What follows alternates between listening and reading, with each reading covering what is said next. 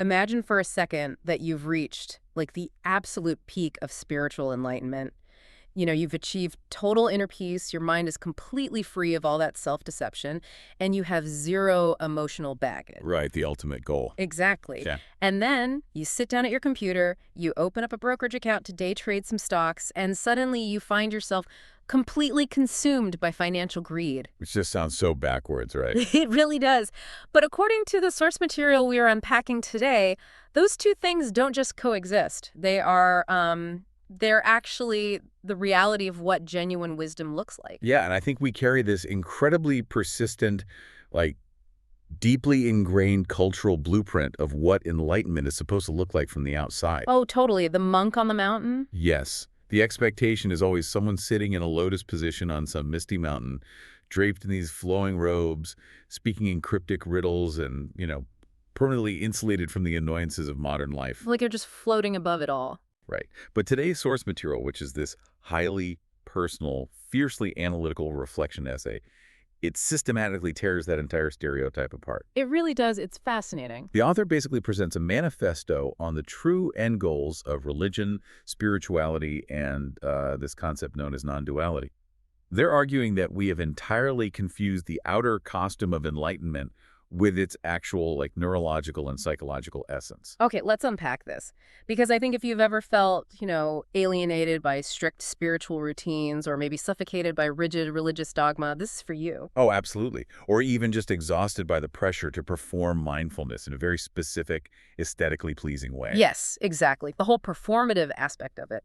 This deep dive offers a radically different framework. It is a highly practical breakdown of inner peace that does not require changing your wardrobe or abandoning your messy hobbies or, faking a serene personality. Right, because the author starts by drawing this really firm line between the essence of wisdom and the forms we use to chase it. Hmm. We often associate spirituality with, adopting new worldviews. Like memorizing phrases, right? Exactly. Memorizing things like, there is no self, or everything is one.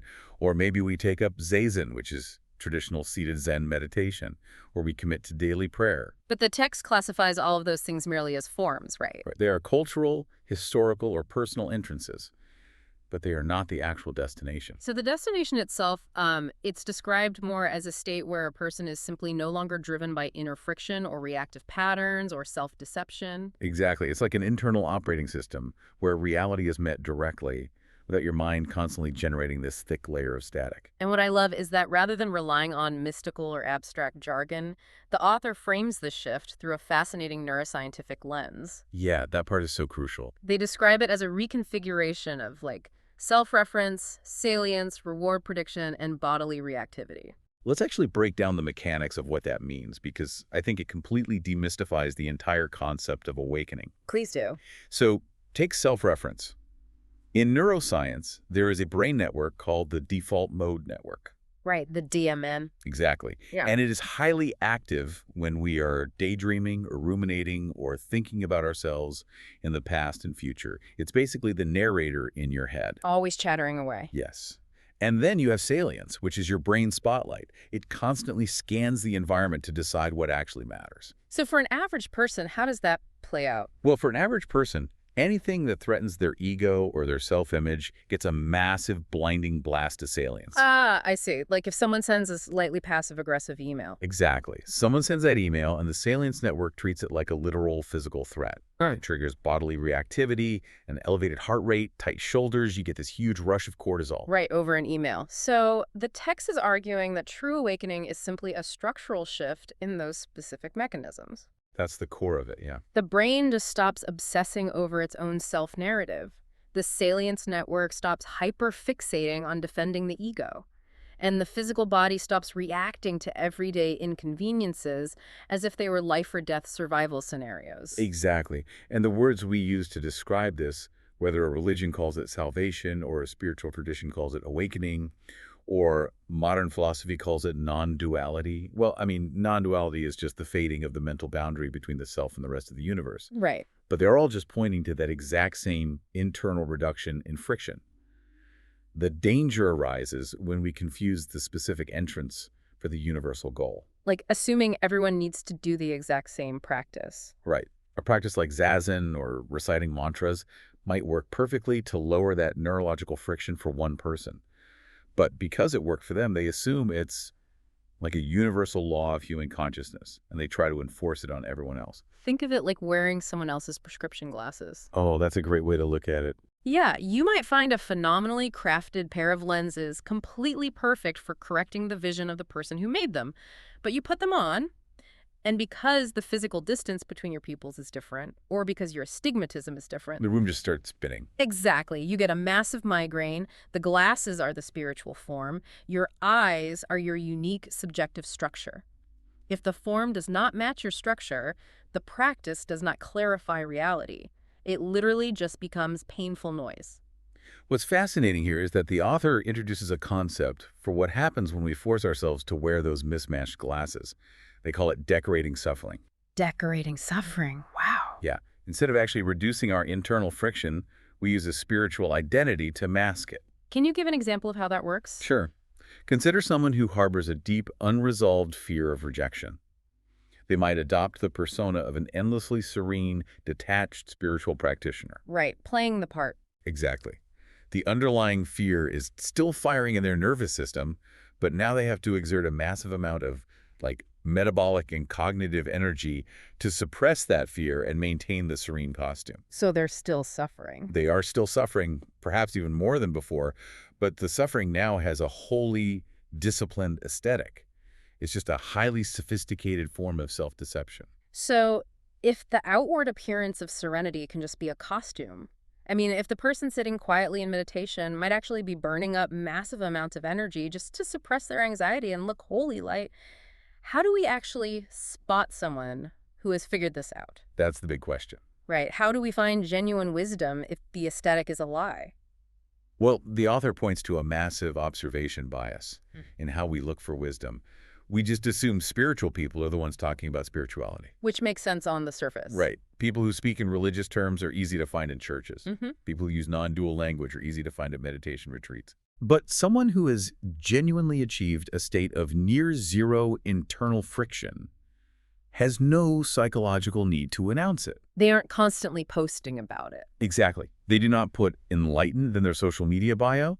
They remain completely ordinary in their outer form. They go to work, they eat, they make mistakes, they correct themselves, and they blend in entirely. And to illustrate what this ordinary, frictionless life actually feels like from the inside, the author shares their own highly specific experiences, right? Yeah, they do. They describe a subjective state where pleasure no longer overwrites their inner baseline. Like, ordinary meals are enjoyed but do not carry a heavy psychological hunger or a desperate need for satisfaction. It's just very clean. Yeah, that sticky emotional aftertaste that usually follows a highly stimulating experience, the rumination is just gone. But they explicitly clarify that this state of mind did not turn them into a saint. Right. They still have normal hobbies. Exactly. Yeah. They still read manga, they read comic books, and they fully immerse themselves in the stories. And the mechanism of that immersion is key here. Because when they are reading the manga, they are entirely present with it. But the moment the chapter ends and the book is closed, there is no emotional residue. They just move on. Yeah, there is no narrative hangover dragging them out of reality. The brain transitions instantly back to the baseline of the present moment without clinging to the fantasy. But I have to pause and push back on the next example they give, because here's where it gets really interesting. Oh, the day trading part. Yes. The author talks about trading financial markets, they day trade stocks, and they openly admit that when they are executing trades, they still get greedy. Right. I mean, if this person has actually achieved this profound neurological shift, if their salience network isn't constantly defending their ego, and they aren't carrying emotional residue, how are they experiencing greed while looking at a stock chart? It seems like a contradiction. It really does. Yeah. True wisdom is supposed to make you immune to a base impulse like financial greed. How can an awakened mind and a greedy mind exist in the exact same skull? I know it sounds like a total paradox until we look closely at how the brain is actually organized. We have this cultural myth that enlightenment is a sort of magical bleach that washes over the entire brain. Like it just cleanses everything all at once. Exactly. We think it uniformly purifies every single psychological and biological process simultaneously. But the author dismantles that myth by highlighting the modularity of human functions. They are not all connected to one main switch. So shutting down the ego doesn't shut down the rest of the machinery. Exactly the opposite. The fading of attachment to your self-narrative happens in one network. The ability to execute physical control happens in another.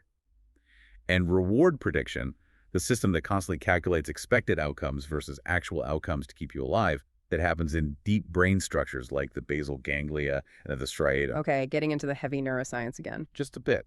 But this system is heavily driven by dopamine. When you sit down to play a high-stakes, probabilistic game like day trading, you are directly activating that reward prediction circuitry. So you can't just meditate it away. Right. You can have a profoundly quiet, frictionless baseline state of being, but if you engage a system built over millions of years of evolution to seek resources, you are going to feel the biological pull of greed. Greed is just the subjective experience of a massive reward prediction error calculation. Wow. So you are still operating human hardware. Exactly. The stillness achieved in meditation does not delete the dopamine system. A quiet mind doesn't automatically translate into infinite patience when a stock crashes. The crucial difference lies in the friction. When the author experiences greed during a trade, they simply observe the biological impulse. They acknowledge it is happening. They aren't fighting it.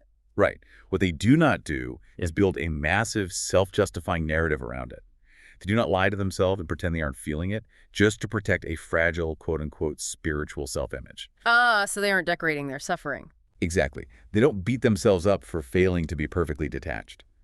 The greed arises, it is felt, the trade is made or not made, and the emotion dissipates without residue.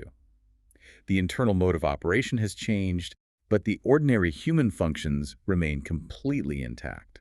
Okay, so if we establish that the outer costume doesn't guarantee wisdom, and that even genuinely wise people are wonderfully messily imperfect, still getting greedy, still reading comic books, where are we supposed to look for guidance? That is the ultimate question. Right. We cannot trust external authorities or gurus simply because they look the part, because they might just be decorating their suffering. This brings us to the author's conclusion on self-reliance, encapsulated in a phrase they use. The guru is oneself. And we really need to define the guru is oneself very carefully. Because it can be misunderstood easily. Oh, massively. Modern culture often hijacks phrases like this to justify a sort of toxic, ego-driven independence. It usually gets twisted into, I can do whatever I want because my feelings are my ultimate truth and no one can tell me otherwise. Yeah, that's not what we're talking about here. Not at all. The text is pointing to something entirely different, something based purely on structural mechanics. It is an acknowledgement of biological reality. Precisely. The only place the friction is actually happening is inside your own nervous system.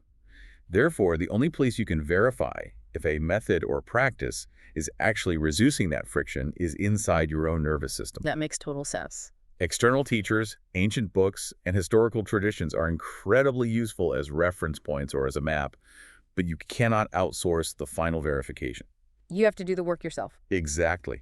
No podcaster, no monk, and no text can tell you if your internal dashboard is flashing red. Only you know if you are inwardly tense. Only you know if you are lying to yourself about your motives.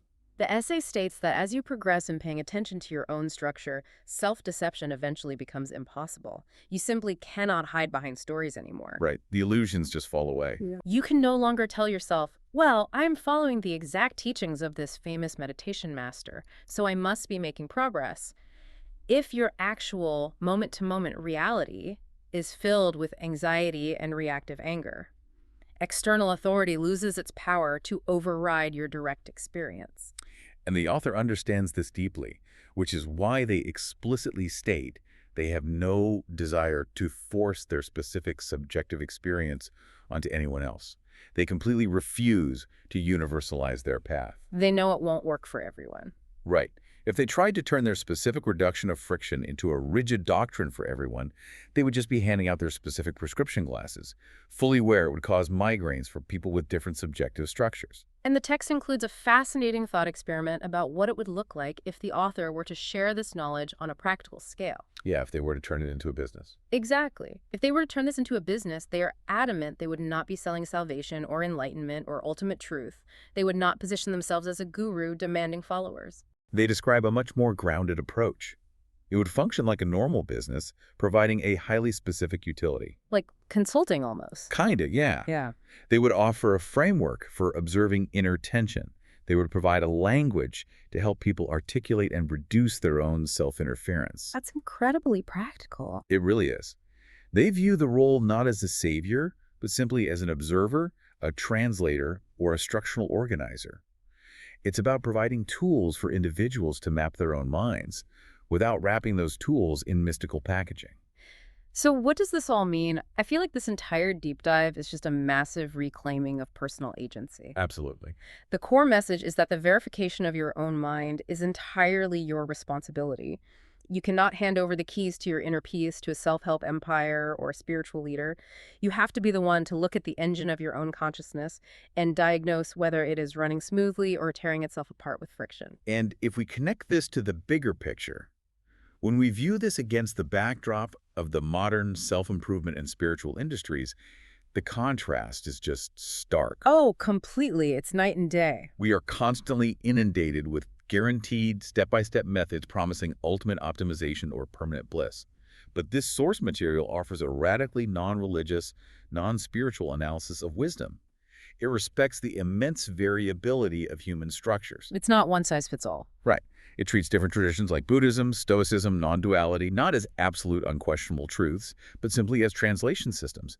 They're basically just different coding languages trying to debug the same human software. I love that analogy. So the ultimate aim is not to become a highly spiritual person.